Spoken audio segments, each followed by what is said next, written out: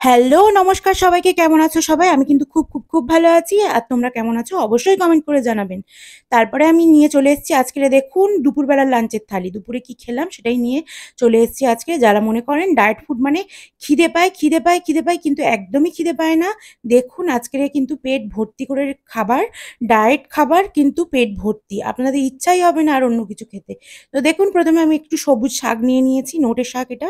এটা আপনারা পালং শাকও নিতে পারেন। পালং শাক ওয়েট লসের পক্ষে কিন্তু খুব উপকারী। তো দেখুন আমি শাকটাকে একটু দেখিয়ে দিলাম। এটা সিদ্ধ শাক।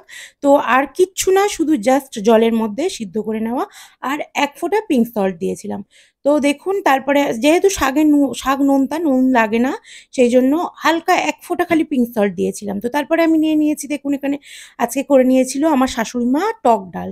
তো টক ডাল আমি খেতে খুব ভালোবাসি। তো সেইজন্য আমি একটু আম দেওয়া টক ডাল নিয়ে নিয়েছি। আর নিয়েছি এখানে ১ কাপ ভাত। আজকে কিন্তু ভাতটা দেখুন আপনারা যারা বলেন, "দিদিভাই ১ কাপ ভাত খেয়ে কি করে থাকো?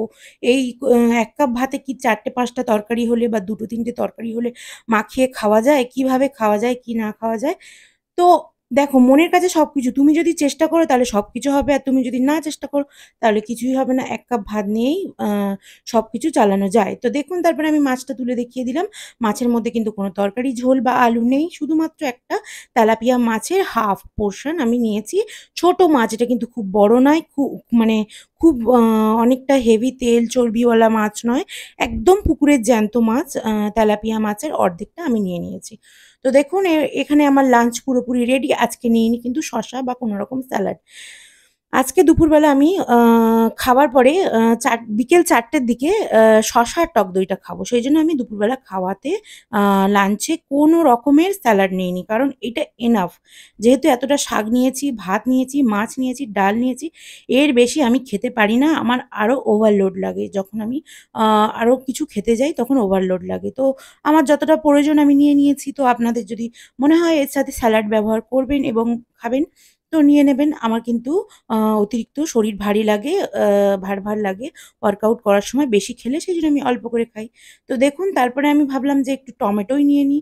তো শসাটা পরে খাবো টক দই দিয়ে। তো আমি আধখানা টমেটো, আ টমেটোর যে দানা বলেন বা যে ওর ভিতরে থাকে দানা, ওটা ফেলে দিয়ে জাস্ট ছালগুলোকে ধুয়ে নিয়েছি। কারণ দানাগুলো হজম হতে অনেক দেরি হয়। সেইজন্য দানাগুলো নিইনি। শুধুমাত্র টমেটোটা নিয়ে নিয়েছি, টমেটোর উপরের পোরশনটা। তারপরে দেখুন আমি শাক সিদ্ধটা আপনাদেরকে একটু দেখিয়ে দিচ্ছি। আমি কিভাবে শাকটাকে সিদ্ধ করেছি। কিছু না, নরমাল কলের জল নিয়েছিলাম। জলের মধ্যে ১ ফোঁটা পিঙ্ক সল্ট, তারপরে দিয়ে দিয়েছিলাম শাকটা।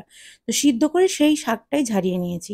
তো এখানে দেখুন আমি শাক, ডাল, মাছ, ভাত, লেবু, স্যালাড এর মধ্যে নিয়েছিলাম টমেটো। তো এগুলো খেয়ে আর কি কিছু খাওয়া যায়? আপনারা যারা বলছেন খিদে পায় ডায়েট ফুড খেয়ে, তারা কিন্তু একদম মানে উম ভুল বলছেন। এবং আমার তো খিদে পায় না। আমি জানি না কার, কার খিদে পায়। তো আজকের ভিডিওটা এই পর্যন্ত। টাটা, সবাইকে ভালো থাকবেন।